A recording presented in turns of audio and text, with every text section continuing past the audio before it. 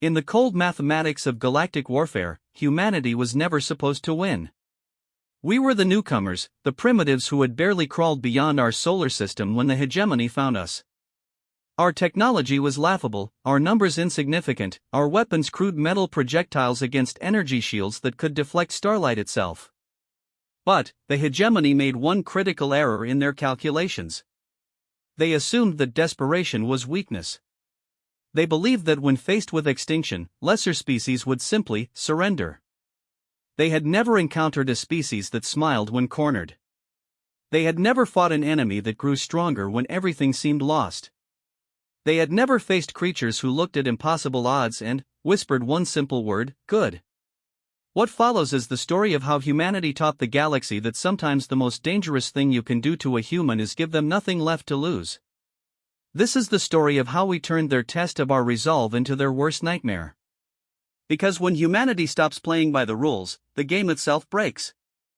The observation deck of the UES Defiance offered Captain Sarah Chen a perfect view of Earth's final moments.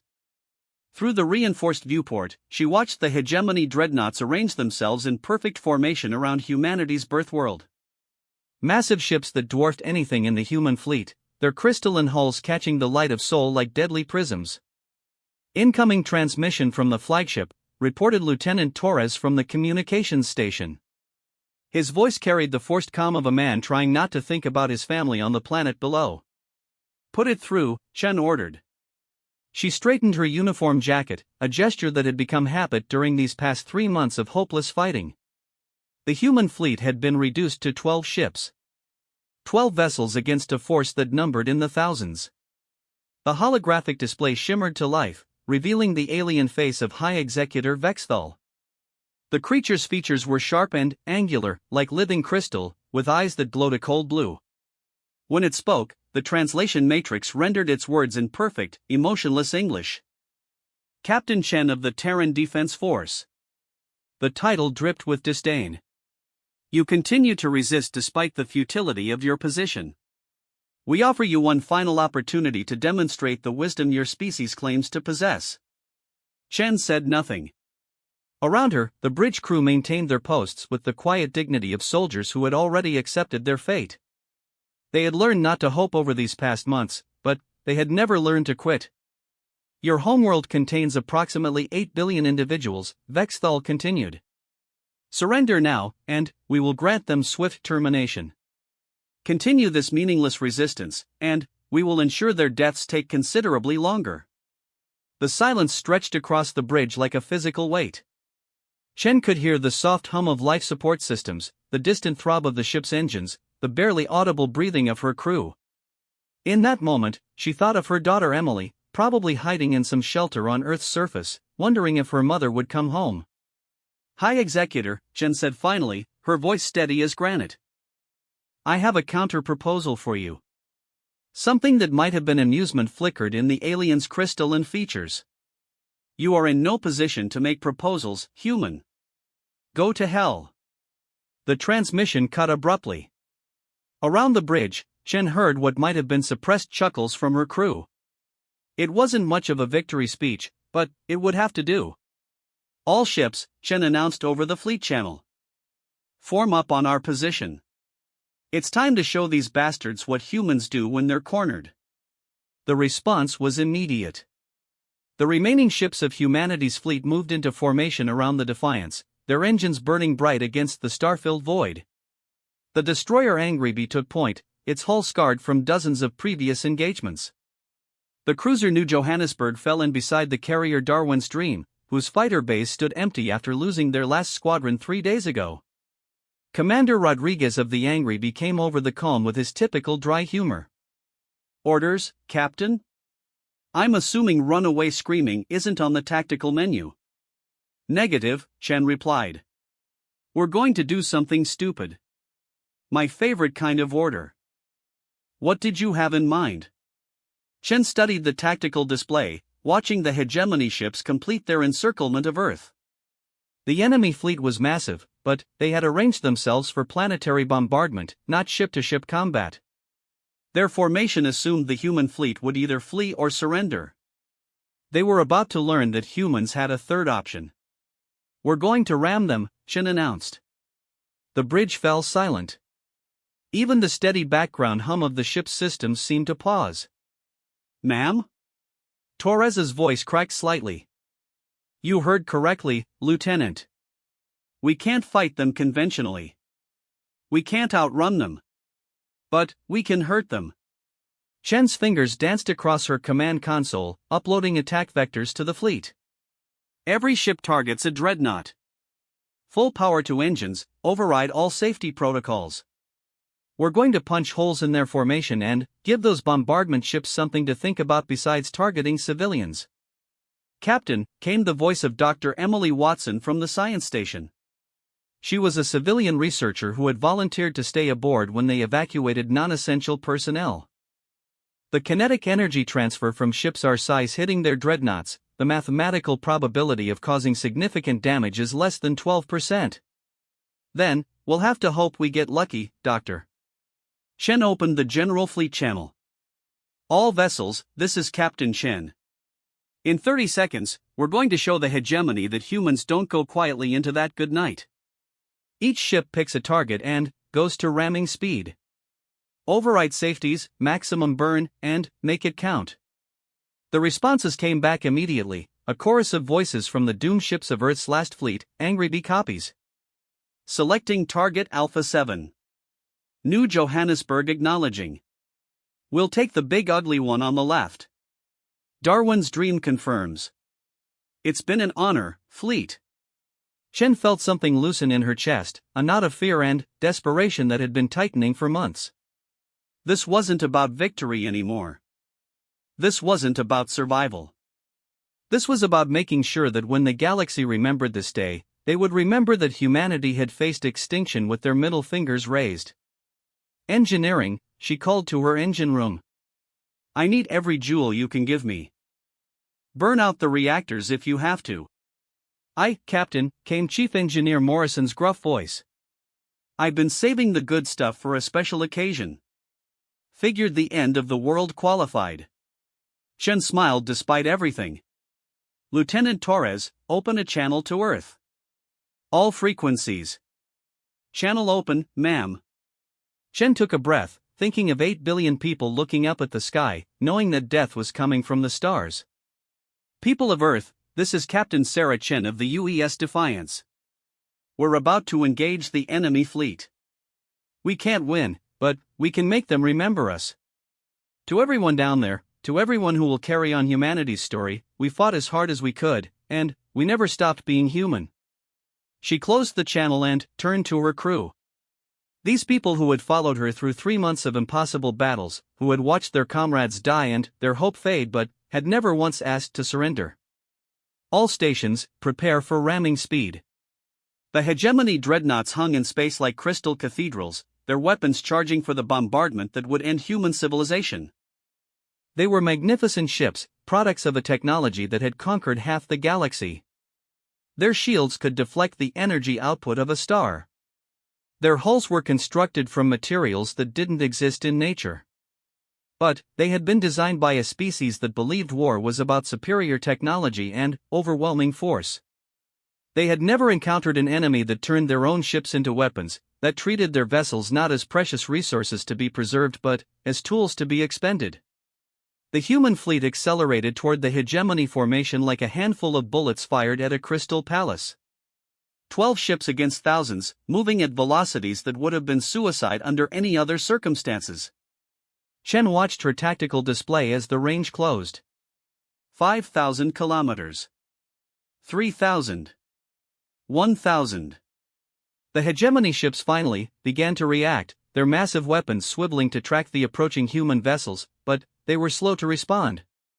They had expected surrender or retreat, not a charge. "Impact in 10 seconds, reported the navigation officer. Chen gripped her command chair and thought about Emily, somewhere on Earth below. "Make it count," she whispered. The UES Defiance struck the hegemony dreadnought Eternal Dominion amidships at 40% the speed of light. The explosion lit up space like a newborn star. The human ship, small and primitive by galactic standards, punched through the alien vessel's shields as if they didn't exist. The kinetic energy release was equivalent to a nuclear weapon, and the crystalline hull of the dreadnought cracked like an eggshell. Across the battlefield, 11 other human ships found their targets. The destroyer Angry Bee rammed the command ship of the hegemony's Fourth Fleet, its engines detonating inside the alien vessel's primary reactor. The cruiser New Johannesburg struck a troop transport, the impact sending fragments of both ships spinning into the void. In the space of 30 seconds, humanity's last fleet ceased to exist. But they took 17 hegemony vessels with them, including 3 dreadnoughts and the fleet's command ship. High Executor Vexthal found himself picking crystal fragments from his command throne as damage reports flooded in from across his formation. The primitive humans had done something unprecedented in the history of galactic warfare. They had used their ships as missiles. "Status report," he demanded, his voice carrying a tremor that his subordinates had never heard before. 17 vessels destroyed, High Executor. 14 more reporting critical damage. The humans, they deliberately rammed our ships. Vexthal stared at the debris field where the human fleet had been moments before. In all his centuries of conquest, he had never encountered anything like this. Species typically surrendered when faced with extinction. They bargained, they pleaded, they offered tribute. They didn't turn themselves into weapons. "Continue with the bombardment," he ordered, but his voice lacked its earlier certainty. "Destroy the planet." But, as the surviving hegemony ships turned their weapons toward Earth, something else began happening in the void where the human fleet had died.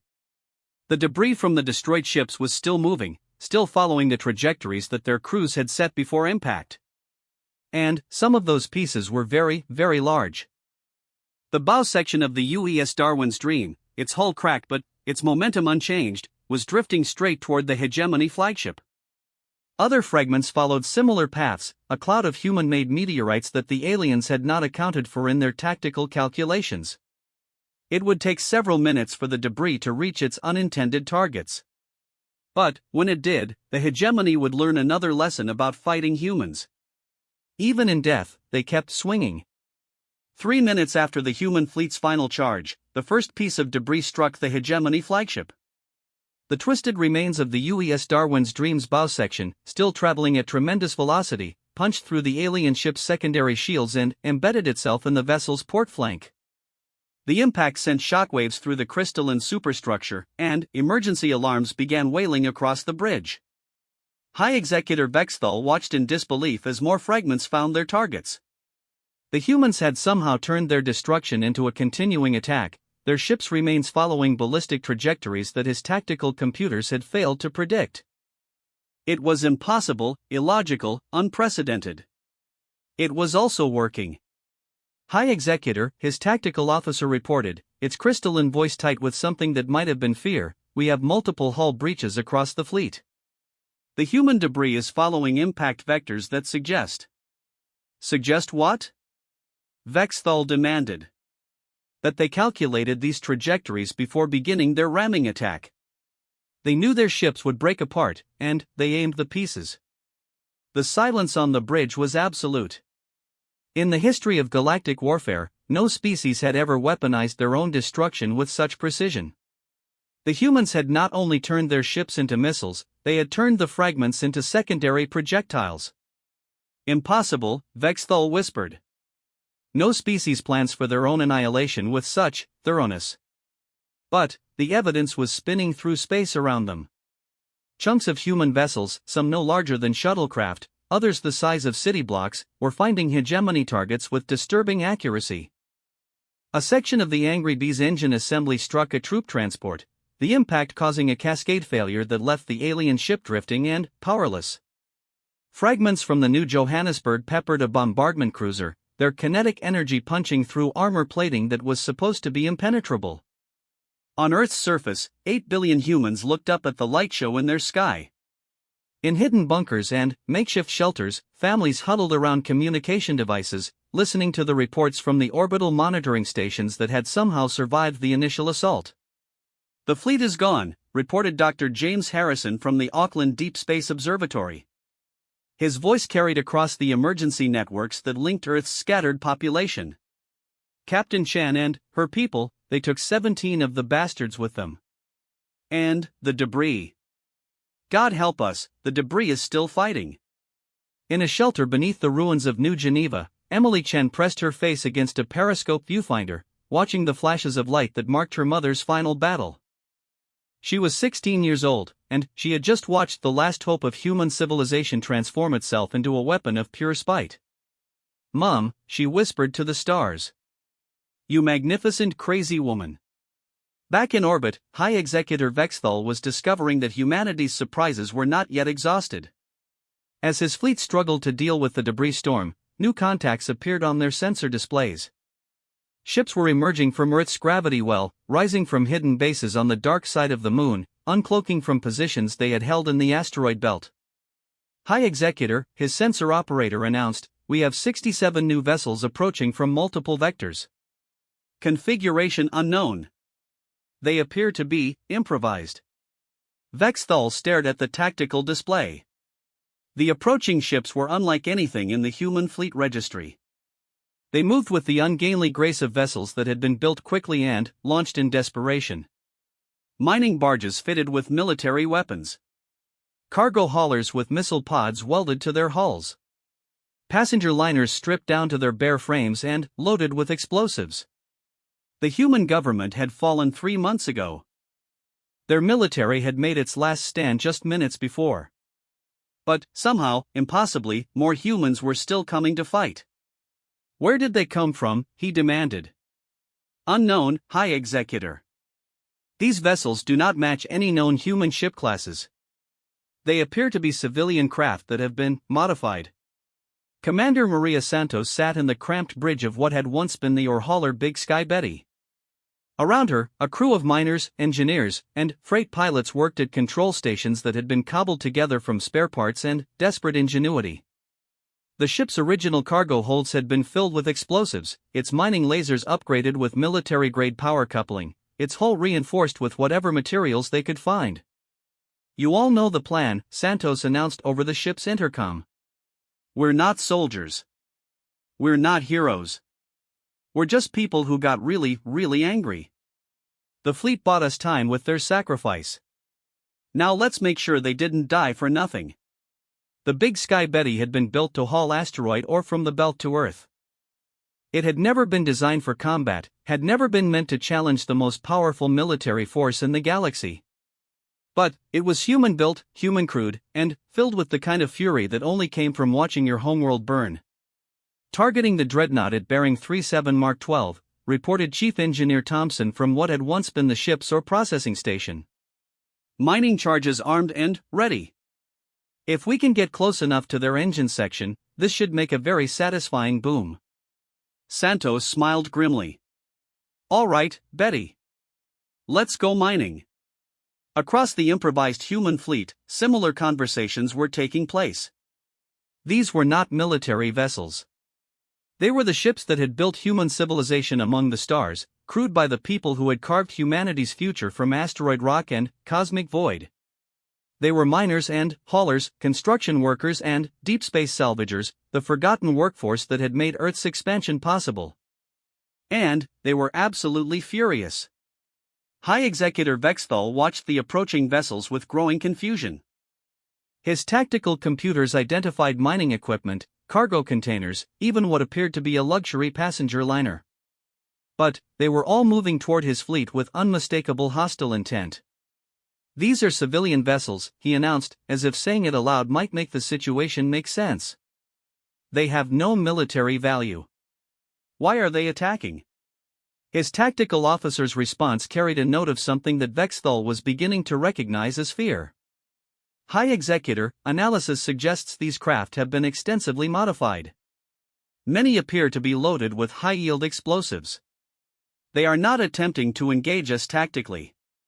They are ramming ships again," Vexthal finished. The realization hit him like a physical blow.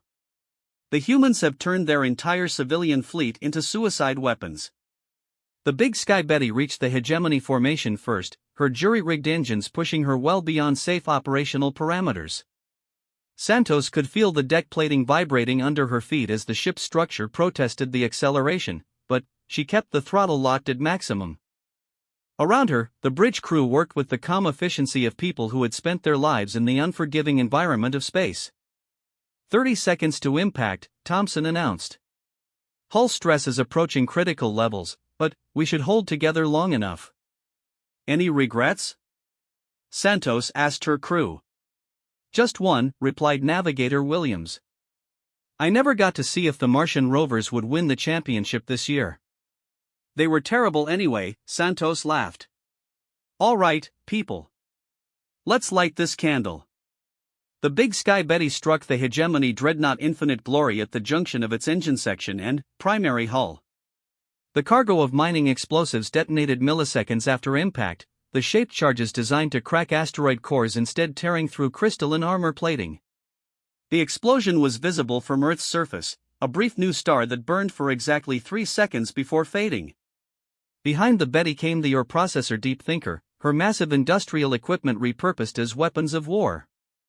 The ship's asteroid crushers had been designed to pulverize rock into manageable fragments. They worked just as well on Hegemony hull plating. The passenger liner Dreams of Tomorrow had been stripped of everything except her engines and structural framework. Her cargo holds were packed with every explosive device the human resistance had been able to manufacture, from military charges to improvised fertilizer bombs. When she detonated inside a Hegemony troop transport, the explosion was powerful enough to damage ships 3 kilometers away. One by one, the improvised human fleet threw itself at the alien formation. They came from every direction, moving in patterns too chaotic for the Hegemony computers to predict. They were individually weak, easily destroyed by the aliens' superior weapons, but there were dozens of them, and they kept coming. High Executive Vexthal found himself gripping his command throne as another section of his formation disappeared in fire. The humans had lost their government, their military, their hope of victory. By every rational calculation, they should have surrendered hours ago. Instead, they had turned their mining fleet into a weapon. Status report, he ordered, his voice beginning to crack.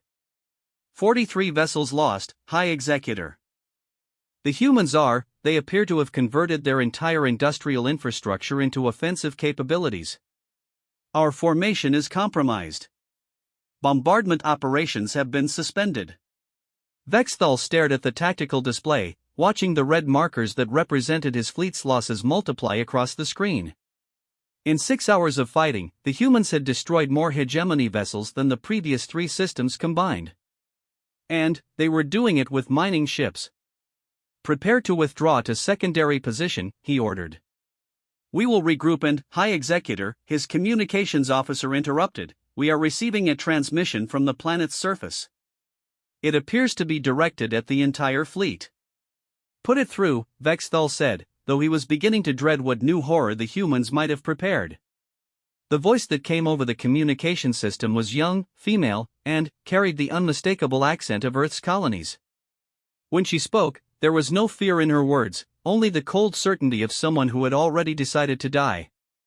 Attention Hegemony Fleet. This is Emily Chen, daughter of Captain Sarah Chen, commander of the lost vessel Defiance. My mother died fighting you bastards, and she took 17 of your ships with her. I'm calling to let you know that we've got a few more surprises waiting for you. Vexthal felt something cold settle in his crystalline chest. The human child continued speaking, her voice echoing across every ship in his fleet. See, while you've been up there getting your asses kicked by our mining crews, we've been busy down here. Turns out, when you threaten to exterminate 8 billion humans, they get really creative about fighting back. We've turned our entire planet into a weapon, and we're about to show you what that means. The transmission cut to silence. On the tactical display, new contacts began appearing around Earth, rising from the planet's surface on trails of fire. But these weren't ships. They were missiles. Thousands of them. All aimed at the Hegemony fleet. The missiles rising from Earth's surface were not military hardware. They were improvised weapons built from industrial rockets, space elevators, and cargo launchers. Every manufacturing facility on the planet had been converted into a missile production line, every launch system repurposed for war. The humans had turned their entire industrial civilization into a single, massive weapons system. High Executive Vexthal watched the incoming swarm with growing horror. There were thousands of projectiles, maybe tens of thousands, rising from every continent on the planet below. They moved in patterns that defied military logic, following trajectories that seemed random but somehow managed to target his ships with devastating accuracy. "Defensive fire, all vessels," he ordered, but his voice lacked conviction. His fleet had already been mauled by the human ramming attacks and the improvised mining vessels. Now they faced a planetary bombardment from below, something that no hegemony tactical manual had ever prepared them for. "High Executor," his tactical officer reported, its voice tight with disbelief, "preliminary analysis suggests the humans have weaponized their planetary infrastructure. These missiles appear to be built from launch systems designed for cargo transport, communication satellites, and industrial applications." "How is that possible?" "We do not know, High Executor. The humans appear to have converted their entire civilization into a military asset in the time since their government fell." On Earth's surface, Emily Chen stood in the ruins of what had been Geneva Spaceport, her hands flying across a control console that had been jury-rigged from a dozen different systems. Around her, thousands of volunteers worked at similar stations, coordinating the planet's final assault with the kind of desperate efficiency that came from having absolutely nothing left to lose. "Missile Battery 7 Alpha away," reported a technician whose day job had been managing cargo launches to the asteroid belt. "Target acquired, impact in 47 seconds. Battery 12 Beta reporting successful launch," came another voice over the communication network. "The package should reach those crystal bastards right about now." Emily smiled grimly as she watched the tactical display. The missiles weren't particularly sophisticated, but they didn't need to be. They were fast, numerous, and guided by a network of targeting computers that the humans had built from commercial navigation systems and orbital tracking stations. "This is for my mother," she whispered, and pressed the launch button for the final wave. Above the planet, the hegemony fleet found itself fighting a battle unlike anything in their military history.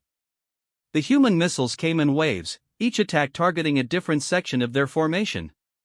Some were armed with conventional explosives. Others carried industrial charges designed for asteroid mining. A few were simply kinetic projectiles, chunks of metal accelerated to tremendous velocities by electromagnetic launchers that had once been used to send cargo to the outer planets. The dreadnought Eternal Supremacy took a direct hit from what analysis would later reveal had been a modified communications satellite. The impact destroyed the ship's main weapon array and left it drifting, powerless and burning. The cruiser Divine Authority was struck by a cluster of mining charges that had been launched from what appeared to be an automated cargo facility in the African Federation.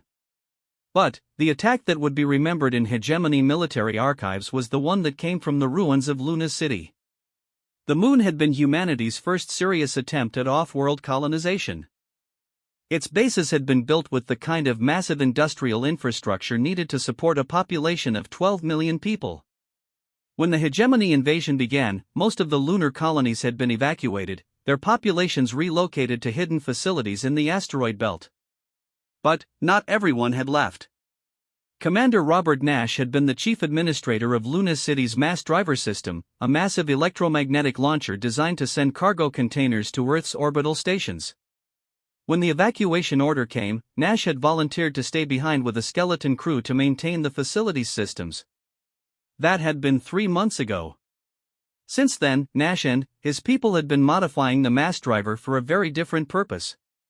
"Final checks complete," reported Chief Engineer Sarah Kim from the launcher control room. "The package is loaded and ready for delivery." Nash looked through the observation window at the mass driver's payload chamber. Instead of a cargo container, the system held a single massive projectile, a chunk of refined iron ore that weighed approximately 50,000 tons. It had been shaped and balanced with the precision of a fine instrument, its trajectory calculated to intersect with the hegemony flagship's position with mathematical certainty. "You know this is probably suicide," Kim observed, checking her instruments one last time. "The energy release from this shot will probably destroy half the facility." "Probably," Nash agreed. "But it'll be worth it to see the look on that crystal bastard's face when a moon-sized bullet comes knocking on his door." He opened a communication channel to Earth. "Emily Chen, this is Luna City Control. We're about to send the hegemony a present from your mother's friends. Hope they like it. Emily's voice came back immediately, clear and strong despite the distance. Do it, Commander. Make them remember. Nash smiled and turned to his team. Ladies and gentlemen, it's been an honor serving with you. Fire when ready.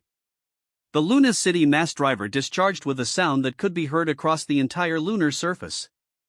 The 50,000-ton projectile accelerated down the electromagnetic rails at a significant fraction of light speed, moving too fast for the human eye to track. Behind it, the mass driver's systems overloaded and exploded, taking most of the facility with it. But the shot was already away.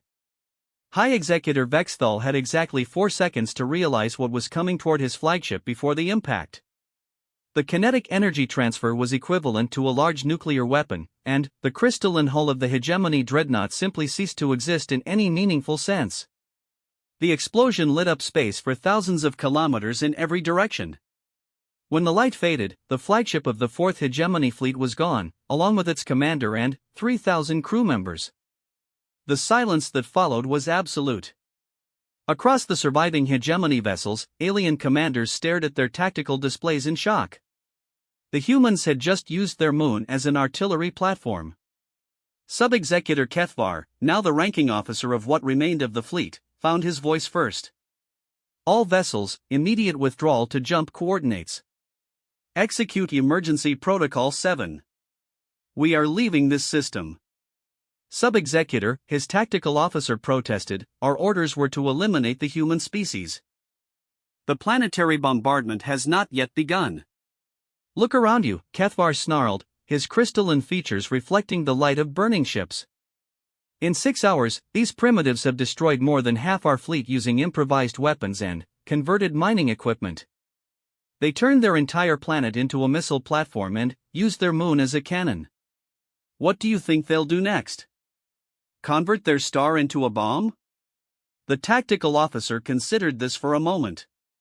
Given what they had witnessed, it didn't seem entirely impossible. Beginning withdrawal, he reported.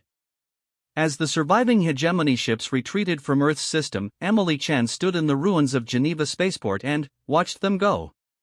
Around her, the people of Earth emerged from their shelters and bunkers, looking up at a sky that no longer held the promise of extinction. The cost had been enormous. Captain Chen's fleet was gone. The Luna City facility was destroyed. Hundreds of improvised weapons had been expended, along with much of humanity's industrial infrastructure. But they had done something that no other species in galactic history had managed. They had made the hegemony retreat. Emily, came a voice from the communication console. She turned to see Dr. Harrison from the Auckland Observatory. We're getting reports from across the system. The alien fleet is jumping out. They're leaving. Emily nodded, feeling an exhaustion that went bone deep. Any word from the outer colonies? The asteroid belt facilities are reporting all clear. The Mars settlements are intact. It looks like the hegemony only targeted Earth itself. Harrison paused. We did it, Emily. We actually did it. No, Emily said quietly, looking up at the stars where her mother had died. Mom did it. Her and everyone who fought with her. We just finished what they started. In the months that followed, word of the Battle of Earth spread across the galaxy like wildfire. The hegemony, which had conquered dozens of systems without significant resistance, had been driven off by a species that had only recently achieved interstellar travel. The tactical recordings were studied by military academies across known space, and the human tactics were analyzed by strategic computers that struggled to understand the logic behind them. How do you fight an enemy that turns their defeat into a weapon? How do you conquer a species that weaponizes their entire civilization? How do you intimidate people who smile when cornered and get more dangerous when they have nothing left to lose? The Hegemony Council eventually classified the Sol system as a non-viable target and issued strict orders that no hegemony vessel was to approach human space without overwhelming force and explicit authorization. The humans had proven something that the galaxy had never seen before. that sometimes the most dangerous thing you could do to a species was threaten their survival. But, the story that spread through the underground networks of a dozen oppressed worlds was simpler and more inspiring. It spoke of a species that had looked extinction in the face and responded with defiance. Of people who had turned their mining ships into warships, their industrial platforms into weapons, their entire world into a fortress. It told of a captain who had said go to hell to the galaxy's greatest military power. Of miners who had loaded their ships with explosives and charged into battle. Of a teenage girl who had watched her mother die and decided to turn the moon into a cannon. The story said that humanity had faced the test of their resolve and had passed it in the most spectacular way possible. And, across the galaxy, other species began to wonder, if the humans could do it, what was stopping them? The hegemony had intended to make an example of Earth, to show the galaxy what happened to species that resisted their expansion. Instead, they had created something far more dangerous than they could have imagined. They had created hope. And, hope, as the galaxy was about to learn, was the most dangerous weapon of all.